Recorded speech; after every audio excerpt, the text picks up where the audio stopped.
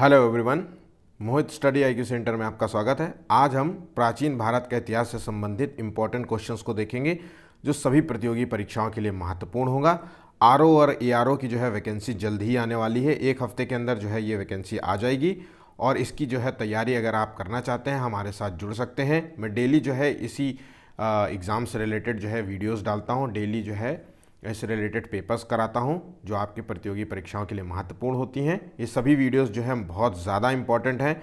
आज का जो पेपर है वो भी इंपॉर्टेंट है, इसलिए वीडियो को अंत तक ज़रूर देखिएगा। और वीडियो पसंद आए तो प्लीज़ चैनल को लाइक सब्सक्राइब ज़रूर कर लीजिएगा और अपने दोस्तों से ज़रूर शेयर कीजिएगा ताकि वो भी इस वीडियो का लाभ ले सकें।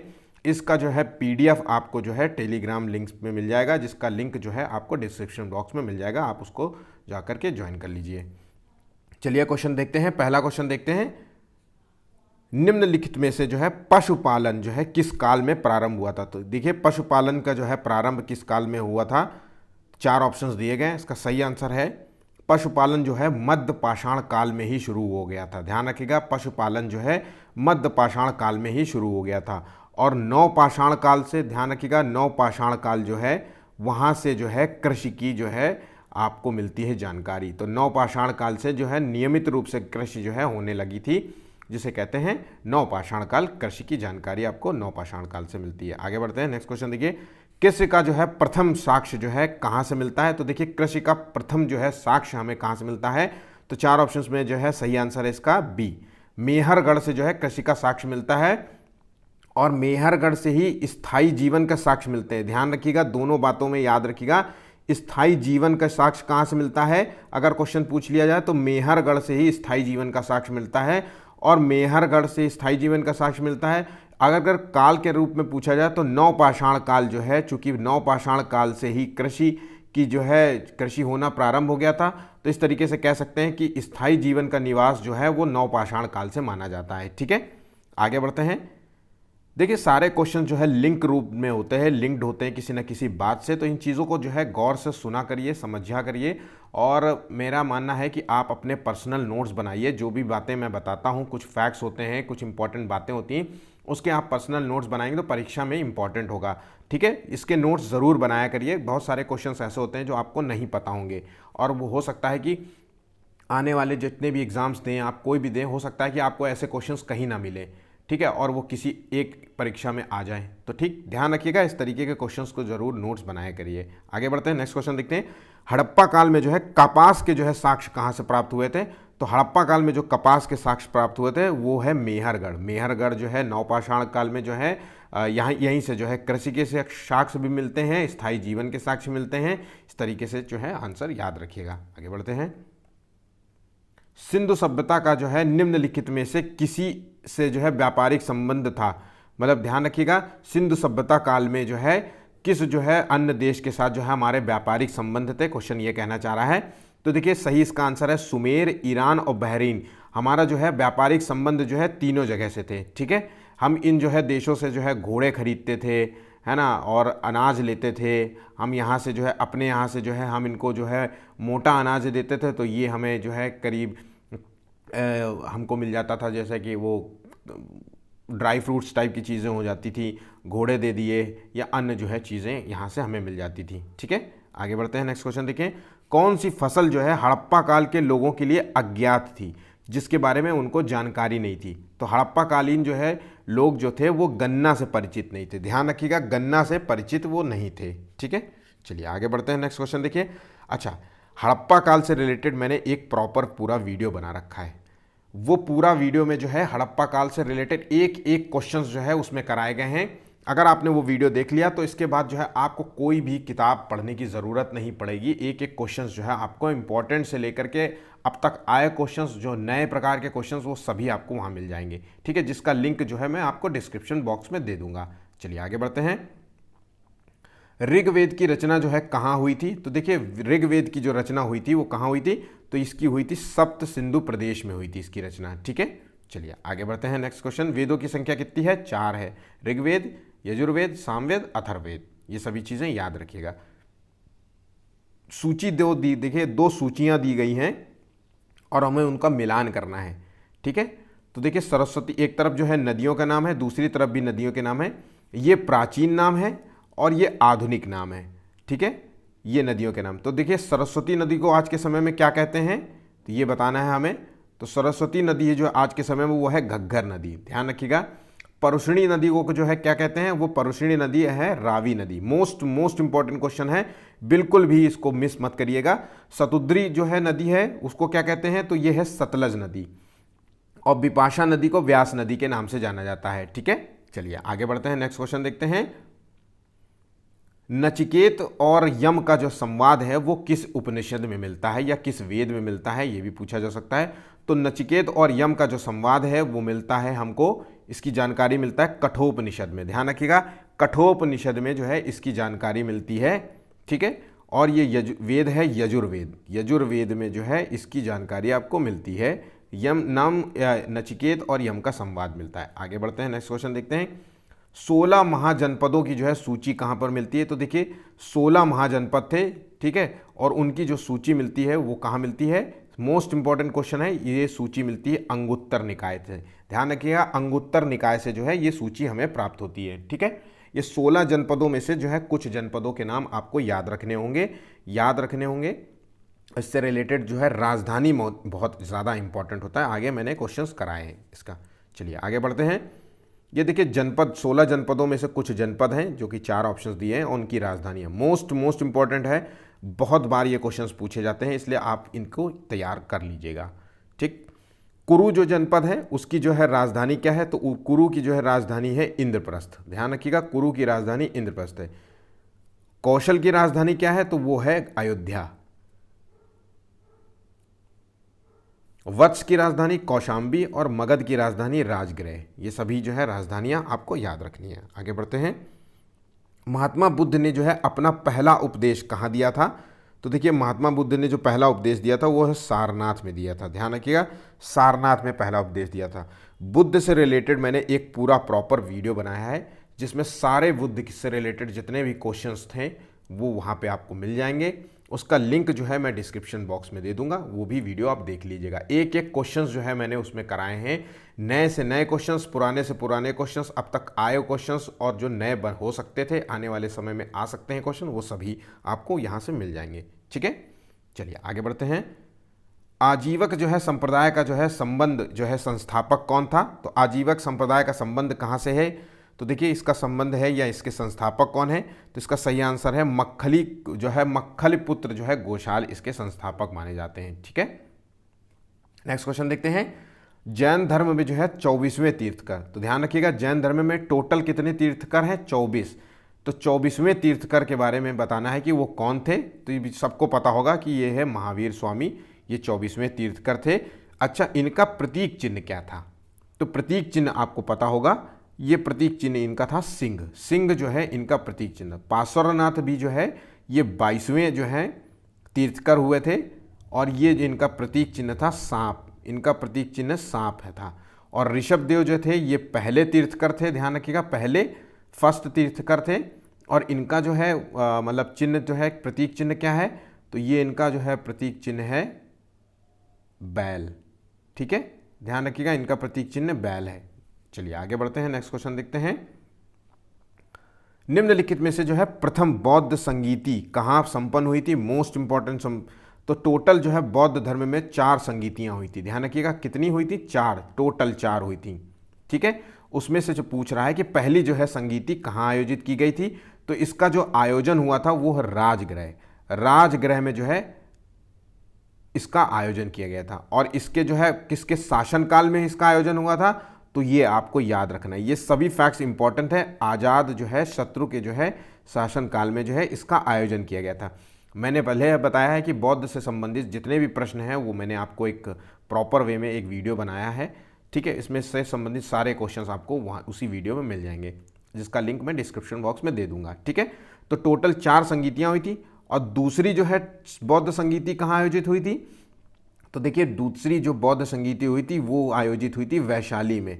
याद रखिएगा वैशाली में, जिसका शासनकाल जो है कौन था उस समय, तो काला शोक था। ध्यान रखिएगा, ये बिल्कुल याद कर लीजिए। नेक्स्ट क्वेश्चन देखिए, तीसरी बौद्ध जो है संगीति किसके समय में आयोजित की गई थी, तो ये तीसरी जो हुई थी इसका आयोजन हुआ था अशोक के टाइम पीरियड में। ध्यान रखिएगा अशोक, और कौन सी जगह पे हुई थी? तो पाटलिपुत्र, पाटलिपुत्र में जो है इसका स्थान में आयोजन हुआ था।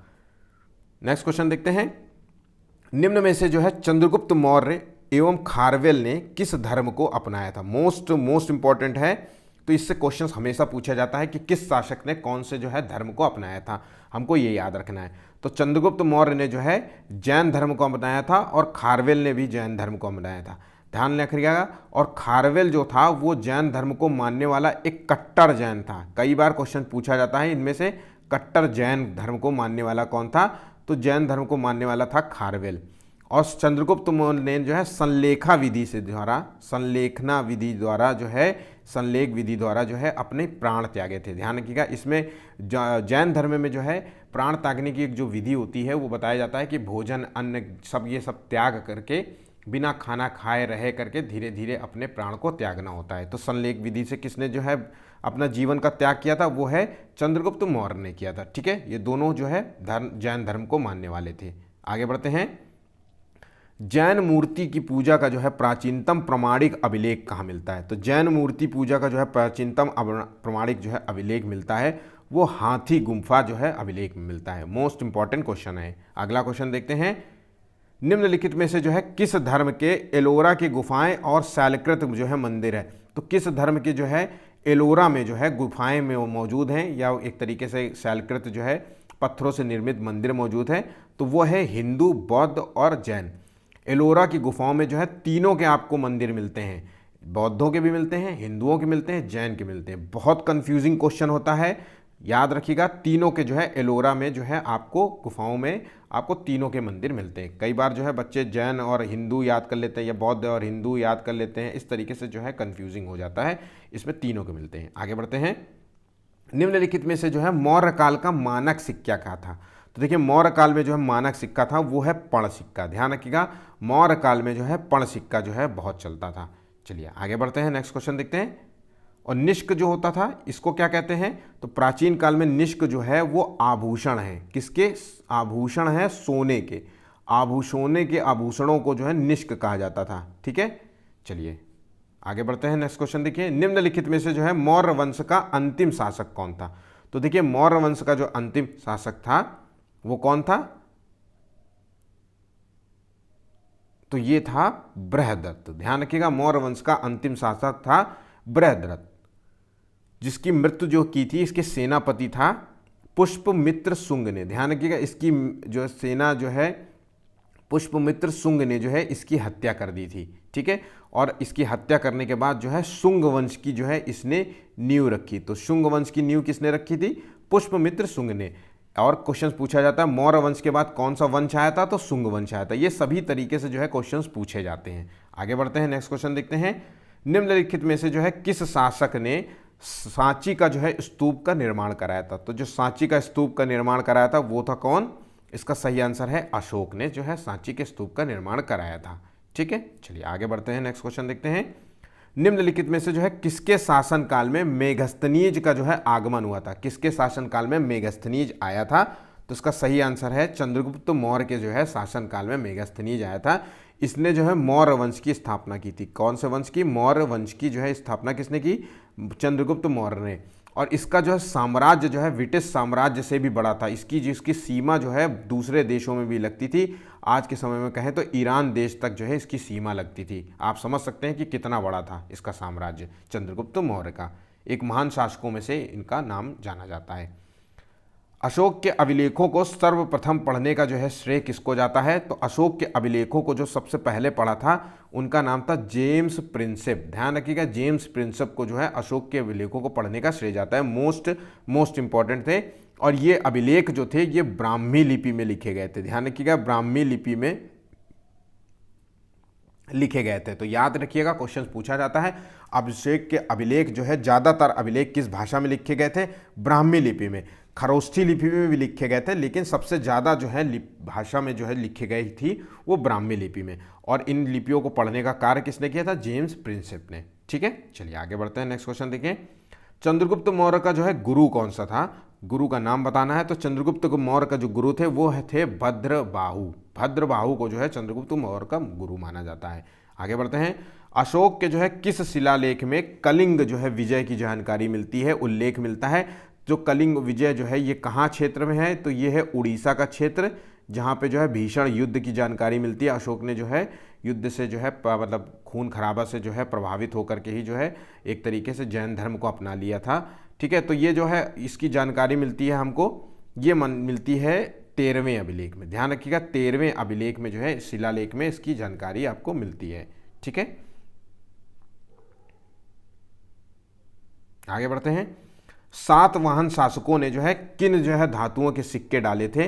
मोस्ट इंपॉर्टेंट क्वेश्चन है, बस इसका सिर्फ इतना से याद कर लीजिए कि सातवाहन शासकों ने जो है सोने के सिक्के नहीं जारी किए थे।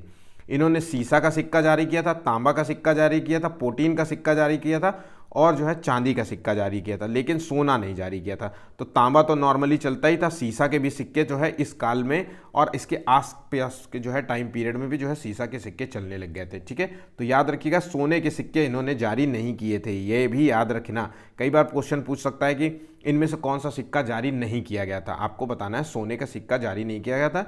इन्होंने जो है सारे सीसा, तांबा, पोटीन और चांदी के सिक्के डाले थे। ठीक है, चलिए आगे बढ़ते हैं। निम्नलिखित में से जो है किस शासक ने 2 अश्वमेध यज्ञ कराए थे। बहुत ज़्यादा इंपॉर्टेंट क्वेश्चन है। तो 2 अश्वमेध यज्ञ कराने वाला जो शासक था वो है पुष्पमित्र शुंग, जिसने जो है मौर्य वंश के जो है अंतिम शासक जिसे कहते हैं बृहदत्त, उसकी हत्या करी थी और जो है शुंग वंश की स्थापना करी थी। ये 2 अश्वमेध यज्ञ जो है यही इसी ने कराए थे। अच्छा, 2 अश्वमेध यज्ञ की जानकारी जो है किस शिला या किस लेख से, अभिलेख से जानकारी मिलती है, तो ध्यान रखिएगा अयोध्या लेख से जो है इसकी जानकारी आपको मिलती है। ठीक है, चलिए आगे बढ़ते हैं, नेक्स्ट क्वेश्चन देखते हैं। श्रवणबेलगोला का जो है गोमतेश्वर मूर्ति का निर्माण जो है किस शासक ने कराया था। मोस्ट इंपॉर्टेंट क्वेश्चन है।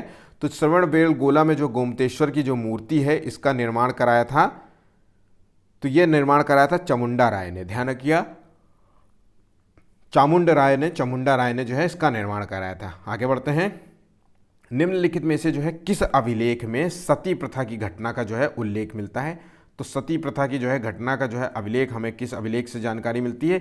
मोस्ट इंपॉर्टेंट क्वेश्चन है एरण अभिलेख। ध्यान रखिएगा एरण अभिलेख जो कि मध्य प्रदेश का अभिलेख है, मध्य प्रदेश में प्राप्त हुआ था, इससे जो है हमें सती प्रथा की जानकारी मिलती है। और ये टाइम पीरियड आप बिल्कुल याद रखिएगा 510 ईस्वी में जो है ये अभिलेख जो है हमें प्राप्त हुआ था। तो ये टाइम पीरियड याद रखना, क्योंकि क्वेश्चंस जो हैं इसमें भी आते हैं कि एरण अभिलेख एक तरफ होगा, एक तरफ अन्य सारी अभिलेखों के बारे में होगा और एक तरफ जो है सन उसका टाइम पीरियड दिया होगा। तो 1-2 याद कर लेंगे तो आपको जो है क्वेश्चंस गलत होने के चांसेस कम होते हैं। ठीक है, चलिए आगे बढ़ते हैं।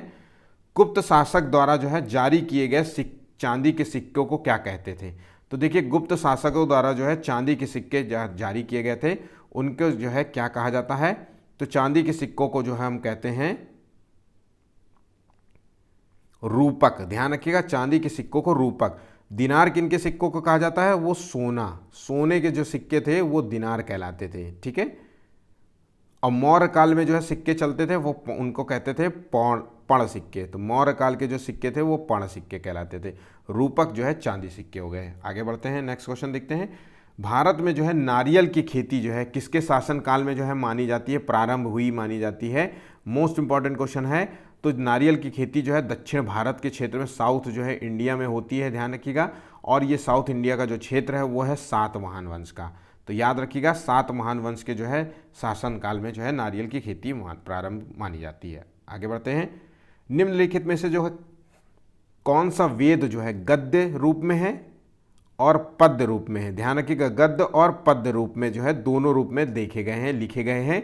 तो कौन सा वेद जो है गद्य और पद्य दोनों में मिलता है, तो इसका सही आंसर है यजुर्वेद। यजुर्वेद इकलौता वेद है जो गद्य और पद्य दोनों में लिखा गया है। इसको जो है 2 भागों में बांटा गया है, कृष्ण यजुर्वेद और शुक्ल यजुर्वेद। ध्यान रखिएगा ये कृष्ण यजुर्वेद और शुक्ल यजुर्वेद। ठीक है, चलिए आगे बढ़ते हैं, नेक्स्ट क्वेश्चन देखते हैं। निम्नलिखित में से जो है भारत में हड़प्पा कालीन मुख्य बंदरगाह था। तो हड़प्पा काल में जो है बंदरगाह का जो प्रयोग होता था वो कहाँ पे प्रयोग होता था, तो 4 ऑप्शन दिए गए। तो हड़प्पा काल में जो बंदरगाह जो था वो है लोथल। लोथल कहाँ पे है, ये है किस राज्य में है, गुजरात राज्य में। तो इस बंदरगाह का जो है हड़प्पा कालीन सभ्यता के लोग जो है करते थे। इसके साथ साथ एक और जो है सुरकोतदा, ध्यान रखिएगा, सुरकोतदा का जो है प्रयोग भी बंदरगाह के रूप में किया जाता था। ये दोनों आपको याद रखना है, मोस्ट इंपॉर्टेंट क्वेश्चन है। वीडियो पसंद आ रहा हो तो प्लीज़ चैनल को लाइक सब्सक्राइब जरूर कर लीजिए और अपने दोस्तों से ज़रूर शेयर कीजिए ताकि जो है वो भी इस वीडियो का लाभ ले सकें। चलिए आगे बढ़ते हैं। ऋग्वेद का कौन सा मंडल जो है सोम देवता को समर्पित है? तो देखिए सोम देवता को जो समर्पित होने वाला मंडल है वो है 9वां मंडल। और टोटल कितने मंडलों की संख्या है? तो टोटल है ऋग्वेद में 10 मंडल है, टोटल मंडल हैं 10, और जिसमें से 9वां मंडल जो है वो सोम देवता को समर्पित है। आगे बढ़ते हैं। बुद्ध ने जो है सर्वाधिक उपदेश दिए थे, तो ये सर्वाधिक उपदेश कहाँ दिए थे? तो बुद्ध ने जो सर्वाधिक उपदेश दिए थे श्रावस्ती में, ध्यान रखिएगा, बुद्ध ने श्रावस्ती में सबसे ज़्यादा उपदेश दिए थे। आगे बढ़ते हैं। बुद्ध की जो है खाड़ी नहीं है यहाँ, खड़ी मूर्ति है ना, तो बुद्ध की जो खड़ी प्रतिमा है वो किसके शासन काल में या किसके काल में बनाई गई थी? तो जो बुद्ध की जो खड़ी प्रतिमा है वो कुषाण काल में बनाई गई है। ध्यान रखिएगा, यही काल है मूर्ति जो है निर्माण के लिए जानी है। तो ध्यान रखिएगा, कई बार क्वेश्चन पूछ सकते हैं कि मूर्ति निर्माण जो है प्रक्रिया कहाँ से प्रारंभ हुई थी? तो कुषाण काल से जो है मूर्ति निर्माण की प्रक्रिया काल से प्रारंभ होती। और इस काल में जो है 2 शैलियाँ जो है मूर्ति, इन 2 शैलियों में जो है मूर्ति डेवलप हुई थी। तो एक तो थी गंधार शैली, तो जो कि याद रहेगा आपको, और एक थी मथुरा शैली। ठीक है, तो याद रखिएगा इन 2 शैलियों में जो है मूर्तियों का निर्माण हुआ था, जिसमें से सबसे ज़्यादा मूर्ति बनी थी मथुरा शैली में। याद रखिएगा, ये सभी फैक्ट्स इंपॉर्टेंट हैं। चलिए आगे बढ़ते हैं। रुद्रदामन ने जो है गिरनार के निकट जो है एक सुदर्शन झील का जो है पता चलता है, वो किस अभिलेख से पता चलता है? तो सुदर्शन झील की जो जानकारी है वो हमें किस अभिलेख से मिलती है, जो कि किसकी है? वो रुद्रदामन ने जो है गिरनार के निकट जो है ये झील जो मिलती है हमें, इसके बारे में जो है सही से क्वेश्चंस को रीड कर लीजिए।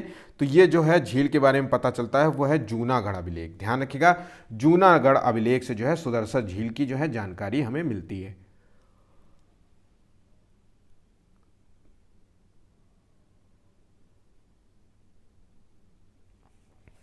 निम्नलिखित में से जो है किस अभिलेख से ज्ञात होता है कि स्कंदगुप्त ने जो है हूणों को पराजित किया था?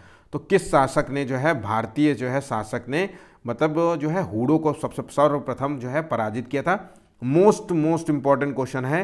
तो हूणों को पराजित करने वाला जो है पहला शासक था स्कंदगुप्त, और इसकी जो है जानकारी हमको मिलती है वो है भीतरी स्तंभ लेख से मिलती है, और ये है उत्तर प्रदेश के गाजीपुर जिले में आपको ये अभिलेख, गाजीपुर जो है जिले में जो है ये अभिलेख हमको मिलता है। तो भीतरी स्तंभ लेख जो है, ठीक है।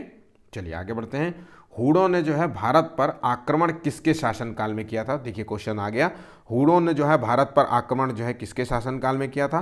तो ये शासनकाल था स्कंदगुप्त का, जिसकी जानकारी भीतरी अभिलेख से मिलती है।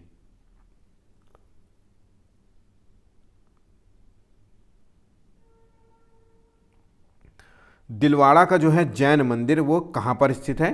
तो ये दिलवाड़ा का जो जैन मंदिर है ये स्थित है माउंट आबू में, और ये कहाँ है? तो ये राजस्थान। ध्यान रखिएगा, राजस्थान में जो है ये दिलवाड़ा का जैन मंदिर है, और ये किससे निर्मित है? पूरी रूप से संगमरमर से जो है निर्मित है। ध्यान रखें, संगमरमर से जो है निर्मित जो है ये आपको मिलता है जैन मंदिर। और इसका जो है, इसको किसने कराया था? तो बिमल शाह जो है, इसके जो है बिमल शाह ने जो है इसका निर्माण कराया था। ठीक है, चलिए आगे बढ़ते हैं। गीत गोविंद की रचना किसने की? तो गीत गोविंद की जो रचना है वो है जयदेव ने की थी। याद रखिएगा, गीत गोविंद की रचना जो है जयदेव ने की थी। चलिए आगे बढ़ते हैं।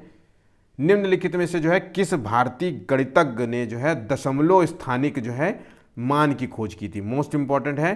तो दशमलव के जो है स्थानिक मान की जो है घोषणा मतलब खोज करने वाला जो है कौन था भारतीय गणितज्ञ? तो उसका नाम है आर्यभट्ट। चलिए आगे बढ़ते हैं। गणित की पुस्तक जो है लीलावती के जो है लेखक कौन थे? तो ये पुस्तक जो है लिखी है भास्कराचार्य ने। ध्यान रखिएगा, मोस्ट इंपॉर्टेंट क्वेश्चन है। गणित की पुस्तक जो है लीलावती के जो है लेखक हैं वो है भास्कराचार्य। आगे बढ़ते हैं, नेक्स्ट क्वेश्चन देखिए। चीनी यात्री हेन सांग ने जो है किस विश्वविद्यालय में अध्ययन किया था? तो चीनी यात्री जो है हेन सांग जो है वो है नालंदा विश्वविद्यालय में जो है ये अध्ययन करने के लिए आए थे। और नालंदा विश्वविद्यालय में ये 1.5 साल रह करके जो है इन्होंने जो है संस्कृति के बारे में यहाँ की जाना। ठीक है, मोस्ट इंपॉर्टेंट क्वेश्चन है, याद रखिएगा। आगे बढ़ते हैं। योग दर्शन का प्रतिपादन किसने किया था? तो ये योग ऋषि जो थे पतंजलि, इन्होंने जो है इस दर्शन के योग दर्शन का प्रतिपादन किया था। आगे बढ़ते हैं। निम्नलिखित में से जो है किस गुप्त राजा का जो है एक अन्य नाम देवगुप्त था? तो एक गुप्त जो है शासनकाल के जो राजा थे उनका अन्य नाम देवगुप्त किनको कहते थे? तो इसका सही आंसर है देवगुप्त है चंद्रगुप्त द्वितीय। चंद्रगुप्त द्वितीय को जो है हम देवगुप्त के नाम से भी जाना जाता था। इनके साथ साथ जो है इनको देवराज भी कहते थे, ये याद रखिएगा। देवराज भी कहते थे, देवश्री भी कहते थे, ये सभी चीज़ें याद रखिएगा। और विक्रमादित्य जो है चंद्रगुप्त द्वितीय विक्रमादित्य किसको कहते हैं? तो विक्रमादित्य में भी इनको ही कहा जाता था। ठीक है, ये एक तरीके से उपाधि थी। तो विक्रमादित्य की उपाधि तो है इस मतलब इस टाइम पीरियड में जो है बहुत सारे शासकों ने जो है जारी की थी। और परम भागवत, ध्यान रखिएगा, परम जो है ये इंपॉर्टेंट है, परम भागवत। ठीक है, परम भागवत नामक जो है उपाधि किसने धारण की थी? ये उपाधि है तो वो चंद्रगुप्त मौर्य द्वितीय ने की थी। ध्यान रखिएगा, चंद्रगुप्त द्वितीय ने परम भागवत उपाधि भी धारण की थी। तो इतने सभी फैक्ट्स इंपॉर्टेंट है, परीक्षा के लिए पूछे जाते हैं। आगे बढ़ते हैं। निम्नलिखित में से जो है किस शासन ने बुद्ध का जो है नाम जो है अपने सिक्कों पे अंकित करवाया था? तो बुद्ध का जो है नाम के जो है सिक्के चलाए थे वो किस शासक ने जो है चलाए थे? तो वो था कनिष्क। ध्यान रखिएगा, कनिष्क ने जो है बुद्ध के नाम के जो है सिक्के चलाए थे।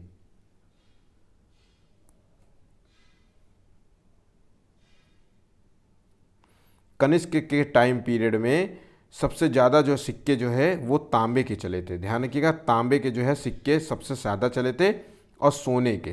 तो इन दोनों के जो है सिक्के जो है सबसे ज़्यादा जो है कनिष्क के टाइम पीरियड में चलाए गए थे, याद रखिएगा। आगे बढ़ते हैं। मौर्य काल में जो है शिक्षा का सर्वाधिक जो है प्रसिद्ध केंद्र था। तो देखिए, शिक्षा का जो सबसे प्रसिद्ध केंद्र था वो है मौर्य काल में तक्षशिला। याद रखिएगा, तक्षशिला जो है शिक्षा का जो है प्रसिद्ध केंद्र हुआ करता था, जो कि हिंदू और बौद्ध शिक्षा का केंद्र था। ये किस शिक्षा का है?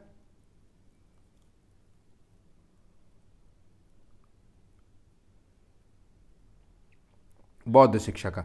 और वैशाली जो है ये केंद्र जो हुआ करता था ये बौद्ध और जैन जो है धर्म का से जुड़ा हुआ था। ध्यान रखिएगा, बौद्ध धर्म से और जैन धर्म से जो है ये जो है खासतौर से जुड़ा हुआ था ये शिक्षा का केंद्र। ठीक है, और नालंदा जो है पूरी तरीके से जो है बौद्ध शिक्षा का जो है केंद्र था और इसका विकास जो है गुप्त काल में हुआ था। ठीक है, चलिए आगे बढ़ते हैं।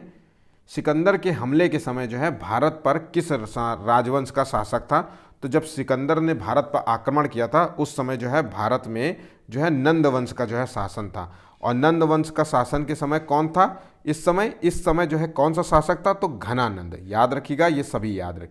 घनानंद के शासन काल में जो है सिकंदर ने भारत पर आक्रमण की योजना बनाई थी और ये जो है नंद वंश का जो है अंतिम शासक था। ध्यान रखिएगा, अंतिम। अगर पूछ ले नंद वंश की स्थापना किसने की थी? तो महापद्म नंद। ध्यान रखिएगा, महापद्म नंद ने जो है नंद वंश की स्थापना की थी। इतने फैक्ट्स आपको याद रखने हैं। चलिए आगे बढ़ते हैं। आखिरी क्वेश्चन है, तो निम्नलिखित में से जो है उज्जैन का प्राचीनतम नाम बताना है, तो वो कौन सा था? तो उज्जैन का जो प्राचीनतम नाम है वो है अवंतिका। ठीक है, मोस्ट इंपॉर्टेंट क्वेश्चन है, याद रखिएगा। आज के जितने भी इंपॉर्टेंट क्वेश्चंस थे वो सभी समाप्त हुए हैं। वीडियो पसंद आया हो तो प्लीज़ चैनल को लाइक और सब्सक्राइब ज़रूर कर लीजिएगा ताकि वो भी इस वीडियो का लाभ ले सके। आज के लिए बस इतना ही, धन्यवाद।